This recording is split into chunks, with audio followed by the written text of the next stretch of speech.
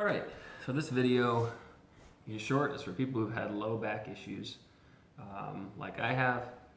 I'm not a doctor, I'm not a therapist, I'm not a chiropractor. I've just been to a lot of those and watched a lot of videos from a number of different people. Kind of combined a number of different things that I've watched, learned, read, and things that have worked for me. And I'm going to share a few of those, try to be quick. And at some point, if I post this to YouTube, maybe I'll post some of the links that have more detailed descriptions. A lot of these videos and things I watch for 7, 10, 12 minutes a piece, I'm going to try to bust through them while explaining enough to make it beneficial for you. This video is actually for my brother primarily because he just put his back out a little while ago trying to prevent and help get it back to where it should be. So here we go. First thing is, I didn't realize until a few years ago actually, is that your hip flexors are a big part of back tightness. So sitting down, obviously when you're sitting down, we're shortening the hip flexor. And I didn't realize this, but your hip flexor actually attaches to your low lumbar spine. That's the short version. So you want to have your hip flexors stretched to where it's not constantly pulling. Because when they're short and you stand up, it's automatically going to pull your low back forward into the wrong pelvic tilt that you want, interior, I believe it's called. So, number one, loosen the hip flexors. A few ways of doing that. Simplest is almost kind of like a runner's type lunge. Get your knee down for the more basic. You can even lean forward if your back's really bugging you to support yourself and just kind of lean into it and you'll feel a stretch. The more you come up, the more you'll feel a stretch. You can rotate and you'll feel it slightly differently. Even raise your arm up and over, you'll feel it even more.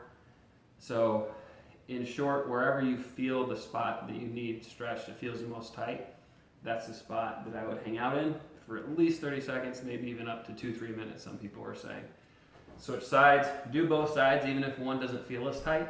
A lot of times it sounds weird, but again, in short, the side that may not feel as tight will actually give more relief. Another deal I like to do a lot, for me, finally figured out my glutes and kind of this hip, I don't even know what it's called, but right below kind of your waistline, there's a little muscle or some soft tissue right behind kind of the top of the glute or hip, right above this hip bone. There's a muscle and some soft tissue there that gets very tight for me. That's another thing that was that helps me get my back in place when it's gone out, trying to recover or trying to prevent it from getting there.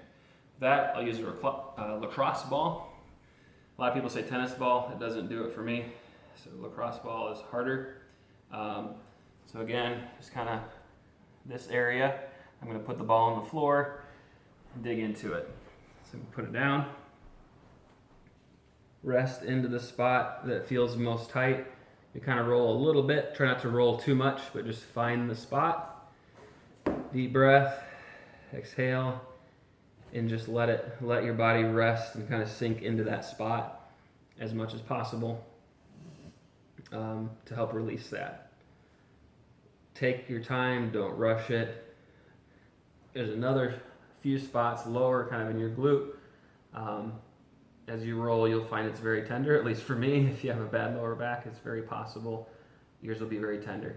But you can find that most tender spot, and again, take a deep breath and let it sink in and dig in. Some of these will hurt so bad you want to cry, but it's a good hurt. So do that on both sides. So you have your stretch, you have the release of kind of the hip, your glute. I'm sure you're pretty familiar, but you can also do some foam roller release.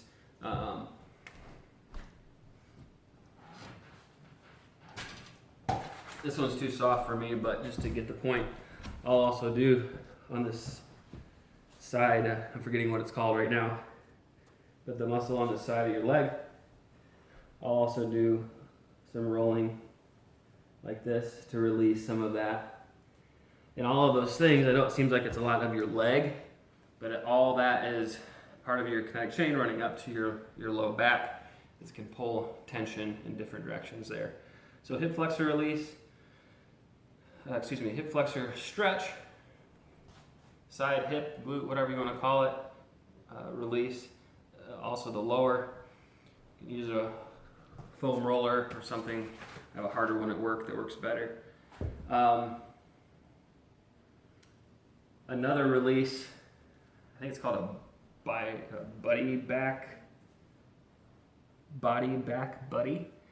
This thing's awesome for all kinds of things. You can use the different ends to dig in. My favorite though is the rounded end here. You can get on the ground and find that spot, and I'm relaxed, but I can put pressure just by the leverage of this thing, and you can dig into those different spots in the low back, wherever you need it. But also you can do the same as I was doing with the ball in the side of the hip, and that way it's a little bit easier to find. Sometimes I find this works better, sometimes this. I'll try both. Those are a number of things, and then a few more quick stretches. So typically you want to do the stretches after you've done the releases. So you have your massage or release type deal, and then do your stretches. A stretch that, two main stretches I do. One, kind of knee out, chicken leg or whatever you want to call it, and you'll just slightly start to move this opposite leg that's out towards you. You'll feel it here some, down the glute some, even the groin a little bit. But then if I just start to pull my knee in gradually, you'll feel it pull in different areas depending on where you put the pressure. So that's what I'll do, both sides, to help release, again, some of that hip and glute tightness. And the last one, I think, that I do almost every single day is just letting my leg drape over. So it's stretching all the hip and my hamstring. And then I'm going to keep my leg pulled up this direction with my heel or my toes pulled back towards me as much as possible. That'll loosen and loosen and loosen. Similar to a typical hamstring stretch. But the difference is by pulling it over, I'm also getting, forgetting what this is called, but this side muscle, IT band area stretch that runs up into all that hip and glute and everything else. So between all of those things, the last thing I do, and again, stress, I'm not a chiropractor, I'm not a professional. I have been advised don't torque it too much. For me, it helps a lot to actually crack the low back a bit after doing all those things so that I have the least torque. I'm putting the least torque on my back possible. Put one leg over the other, this arm here, twist, and you might have heard that. Hardly any pressure, just a little pressure, trying to breathe out. And I torque it too much. Sometimes they told me be very careful if you're doing the self stuff, be careful not to torque too much. You're putting too much pressure. Just keep it easy. If it doesn't do it, then go to professional. Same thing both sides. That side doesn't normally do it for me. You can also, it doesn't feel quite as good, but sometimes I'll get it just by leaving one out straight and doing it against here. You might have heard, got a couple more. Those are a number of things I've done. So if I just jump right to trying to do this, everything's so tight it won't go. But after doing all those stretches, there's lots of release, and then I do that at the end. If you're not feeling the need to, obviously don't, because the less you crack, the better. But if you need it, hopefully not too much rambling. Hopefully that's helpful for my brother at least, and maybe some others. Let me know if you like this video. Put some thumbs up, thumbs down, comments. I've learned a lot over the last few years. My back has gone out 5 or 6 times in the last 7 years, about every year go out about 2 times actually a year, to where I couldn't walk for a number of days, just out completely due to sneezing or something goofy.